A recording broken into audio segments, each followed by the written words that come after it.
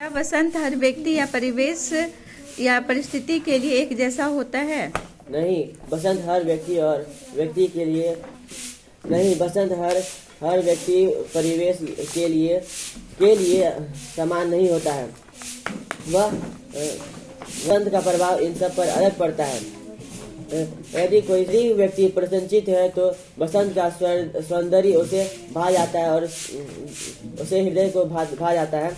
वही अगर बसंत का सौंदर्य उसे विमोहित करता है, प्रसन्नचित करता है, विमोहित करता है, मोह लेता है। उसके विपरीत अगर कोई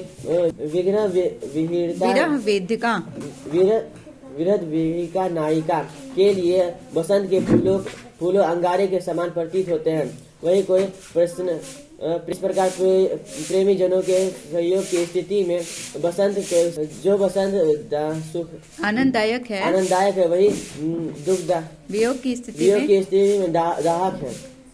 मरु प्रदेश धरातल का एक परिवेश है जहाँ बसंत का सर्वत्र प्रभाव नहीं होता। जहाँ हरियाली है वनस्पति वहाँ बसंत का पूर्व प्रभाव पड़ता है। लेकिन सुख दुख जीवन की परिस्थितियां हैं। जहाँ बसंत सुख की स्थिति में सुखदायक है वही दुख की स्थिति में दुखदायक है, कष्टदायक। भाव स्पष्ट करे। कैसे जानती हैं जरे कि उन्हें उजाले की ओर चढ़ना है? प्रस्तुत पंक्तियों के माध्यम से कवि पाब्लो नेरूदा ने यह स्पष्ट किया है कि जरे के अंधकार के साथ प्रकाश का भी संबंध होता है। जिस प्रकार जरे अंदर रहती है, जरे मिट्टी के अंदर रहती है, लेकिन उनके द्वारा पाचित रस के द्वारा ही पेड़ पौधे पल्लवित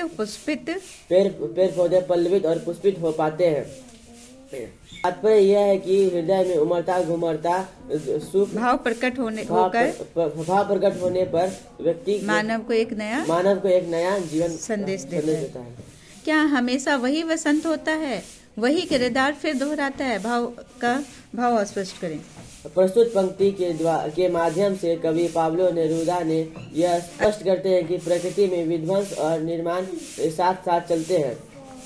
इस प्रकृति की तरह भी बसंत एक ही बार एक जैसी भूमिका निभाता है। इसकी भूमिका में कोई परिवर्तन नहीं होता है। उसके परिवर्तन में कोई नयापन नहीं होता है।